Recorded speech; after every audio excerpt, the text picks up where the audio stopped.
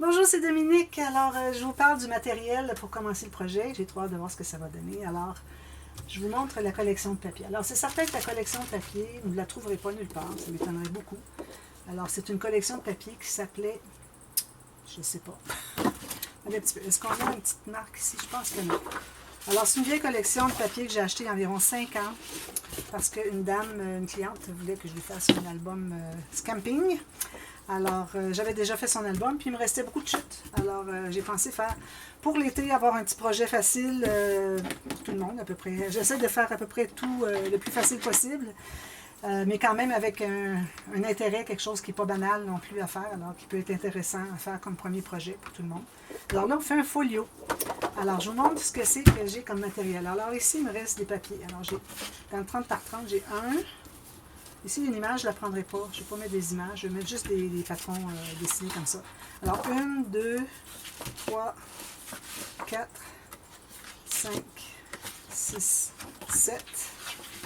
Peut-être que j'irai avec ça pour la couverture. Je verrai. Alors, j'ai 7 feuilles 30-30. J'en ai une avec les cartes, une avec des bordures, parce que, bon, la collection venait avec 2 feuilles de chaque. Alors, vu que j'avais pris une feuille de bordure et une feuille de carte, j'en ai gardé pour un deuxième projet. Alors, quand vous avez des... alors, moi, c'est un paquet de... il doit y avoir 24 feuilles, sûrement, sinon plus même. J'avais 2 de chaque, donc, quand je sais que je fais un projet, qu'il va m'en rester, je garde les cartes, les bordures, puis je fais attention à ce que j'utilise aussi, pour qu'il me reste un petit peu de tout. Alors, j'ai tout ça de papier. Ensuite, j'ai des grandes chutes qui me restent aussi. Alors, juste ce morceau-là, j'en avais pris juste un. J'ai ça qui me reste. Du côté, vous voyez, c'est des choses comme ça. Alors, ça, je vais prendre ce côté-là. J'ai ça ici, avec des petites roulettes, même qu'il m'en reste encore de l'autre feuille. Ben, de cette feuille-ci, finalement. Alors, je peux utiliser ça. J'ai tout ça ici. Si j'avais coupé, sans que je couperais quelque chose, finalement, je ne l'ai pas pris, j'imagine. J'ai ça ici. J'ai tout ça ici. Encore des grands papiers.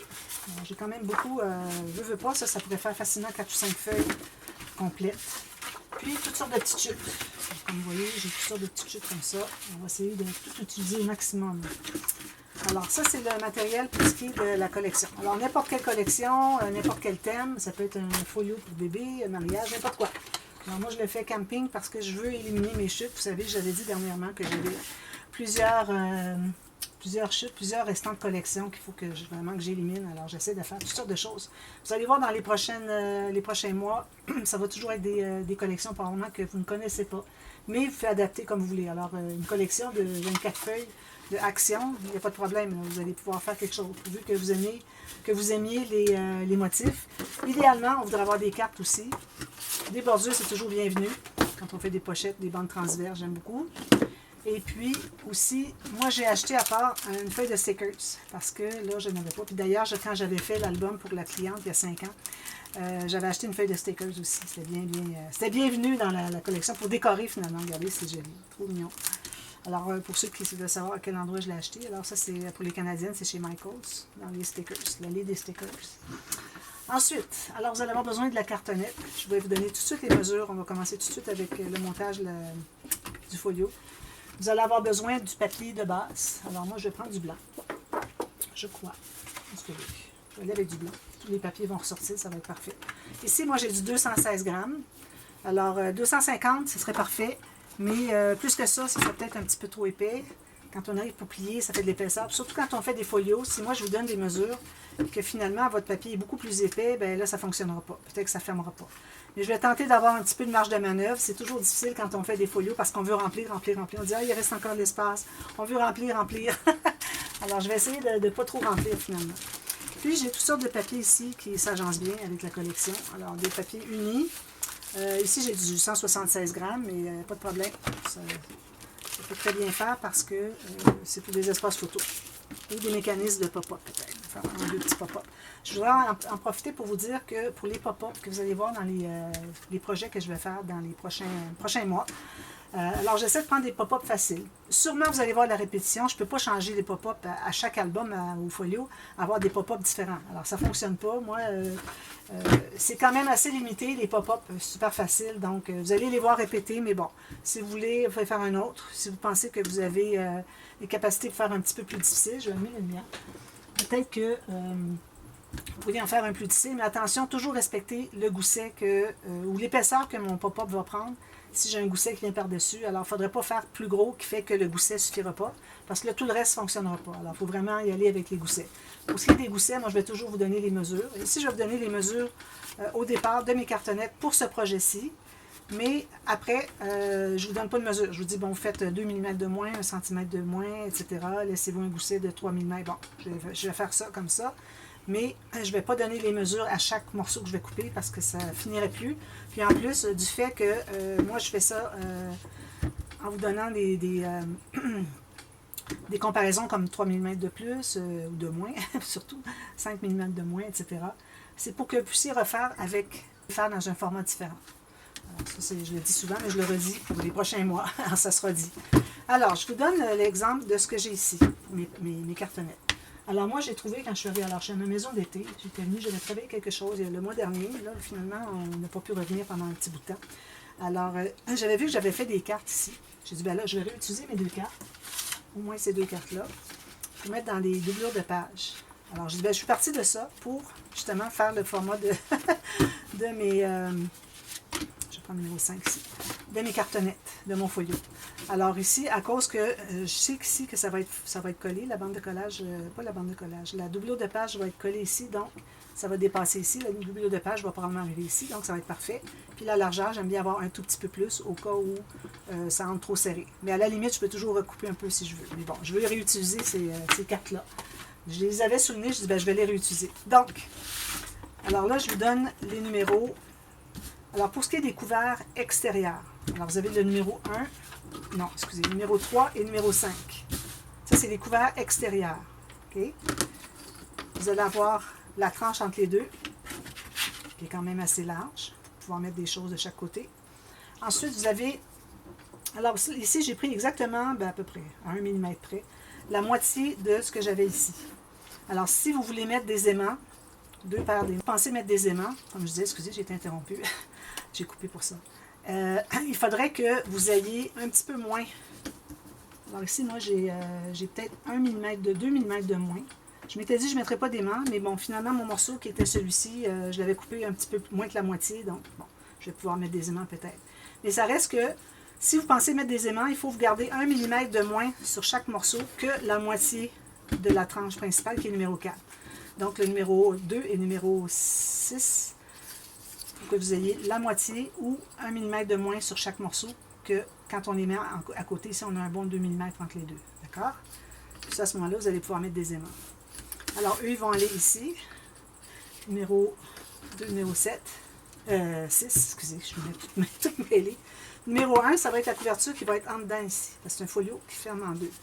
Et puis numéro 7, c'est la même chose. Donc, moi, le folio, il va se fermer comme ceci. Puis ici, il va y avoir une tranche supplémentaire. Puis l'autre morceau, ici, le 1 et le 7, va aller à l'intérieur. Alors le morceau 1 et 7 se trouve être 3 mm de moins que numéro 3 et 5.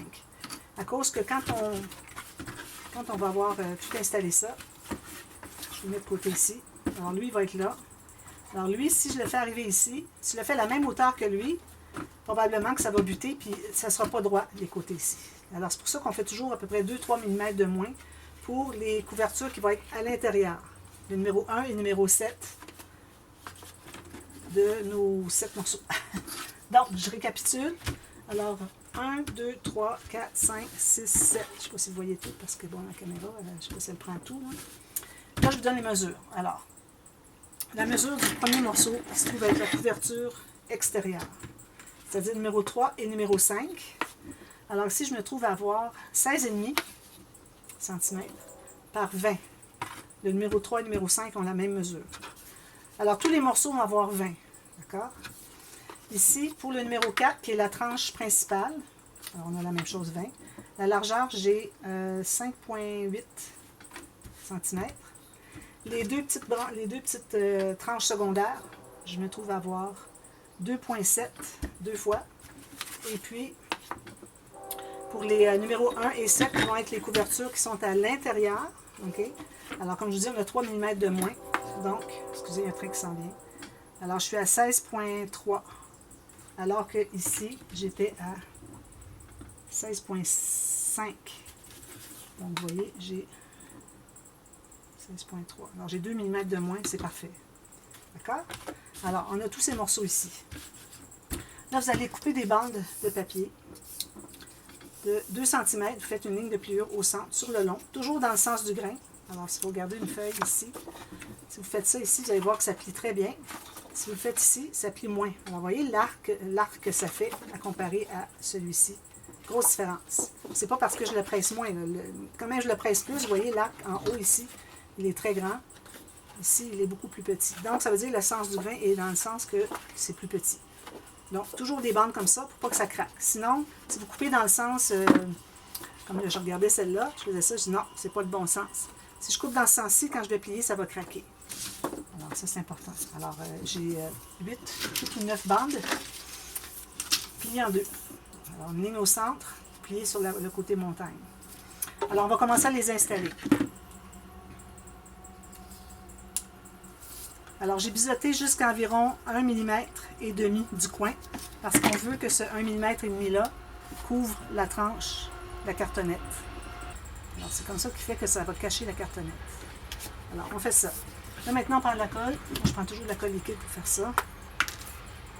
Excusez, il y a un train, puis je ne peux pas fermer toutes les fenêtres. Elles sont toutes ouvertes partout. Alors, je coupe là où est-ce que le train est trop fort. Alors, on met de la colle ici, sur la largeur de notre papier, de notre cartonnette qui est ici. Ça, c'est mon numéro 7. Alors, moi, je vous recommande que si vous avez un courbé comme ça, de le mettre à l'extérieur. Alors, le courbé va aller comme ceci vers l'extérieur. Alors, je vais coller comme ceci, tout simplement. Comme ça. Puis, c'est important de ne pas dépasser, mais surtout ne pas être trop court. Puis, on s'assure aussi que le papier, la bande ici, est bien le long de la cartonnette. Puis, on consolide ici. Alors, je fais la même chose en bas.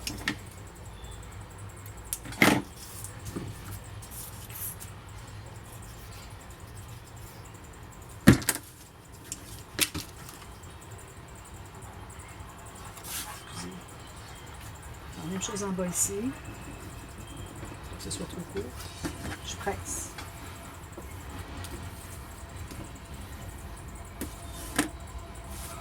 Ensuite, alors là, je vais installer le deuxième. Ça, c'est la tranche secondaire, numéro 6. Donc, on a le numéro 7 ici. Je vais le réécrire sur le dessus, parce que je l'ai tourné de côté. Ici, numéro 6. Alors, moi, je vais me laisser environ 4 mm. Pour que ça se plie bien. Et en même temps, il ne faut pas que ça soit trop mou. Donc, là, je ne couvre pas avec du tissu. Là. Tout va être couvert en papier. Alors, je vais laisser à 4 mm. Je pense que ça va être parfait. Alors, encore là, je m'assure d'être sur mon pli de mon papier cartonné. Si jamais vous n'avez pas tout à fait la même longueur, s'il vous manque un quart de millimètre, répartissez le haut ici et le bas moitié-moitié. Il ne faut pas arriver égal ici puis qu'il vous manque un millimètre et demi ici, ce ne serait pas l'idéal. Alors, essayez de répartir pour que ce soit moitié-moitié. Alors, on a 7, 6. Ensuite, on a 5 ici. Oui. Donc, je mets de la colle ici. Alors là, une chose, c'est qu'on ne veut pas, idéalement, avoir le joint qui arrive en plein milieu du numéro qui est ici. Donc, ce qu'on va faire, c'est qu'on va couper, excusez, j'avais oublié ça, ici, sur le joint, sur la tranche. Comme ça. Alors, il vous reste un petit bout.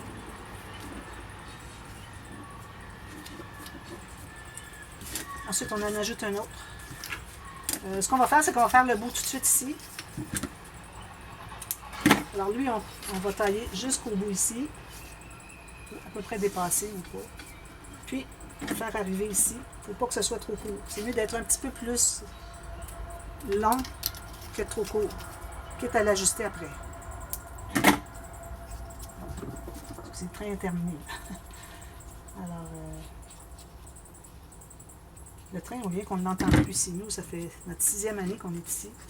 Notre 6e été. Puis, c'est certain qu'on l'entend dans le jour, mais parfois, il passe qu'on ne s'en est même pas aperçu. Quand je fais des vidéos, j'aime bien couper quand il passe. Alors, j'ai tout ça ici. Je vais faire la même chose de l'autre côté avec le numéro 1 et 2. Alors, je vais faire ça séparé avec vous. Ensuite, alors là, on va avoir 3, 4, 5. Donc, on va avoir un morceau ici on ne va pas biseauter. On va l'installer ici, qui va croiser un peu, puis qui va arriver à quelque part dans le centre de l'autre tranche. Alors, si je le croise ici, je vais le coller tout de suite. Alors, je vais le coller ici, puis qu'il croise un peu. 1 cm, pas plus. Puis ensuite, je le colle de côté peut-être. C'est dans le col. Ensuite, je vais mettre la colle, la longueur de lui, puis je laisse encore 4 mm entre les cartonnettes. Comme ceci, 4 mm. Puis mon papier qui va tout le long ici. Alors là, la caméra va s'arrêter bientôt. Alors, je continue. Vous faites la même chose. Vous allez mettre ici 4 mm. Vous allez couper à quelque part au centre là. Ensuite, vous allez continuer avec un morceau comme ceci, un morceau comme ceci. Puis vous faites tout le tour. Alors, tout simplement, c'est vraiment pas compliqué. Alors ici, si je me garde 4 mm, je vais couper à quelque part dans la tranche, parce qu'on ne veut vraiment pas avoir des joints sur les grandes cartonnettes. Alors là, je vais pouvoir coller mon 4, numéro 4, à 4 mm. Alors, je continue, je fais le tour. Vous avez bien vu, j'espère. Et puis, je vous reviens tout de suite. On termine, puis à partie B, je vous montre qu'est-ce que ça donne tout ensemble. Puis, on va commencer à couvrir des tranches. Alors, je vous reviens tout de suite à la demi-heure. Aussitôt que j'ai terminé ça, je vous reviens. À tantôt. Bye bye.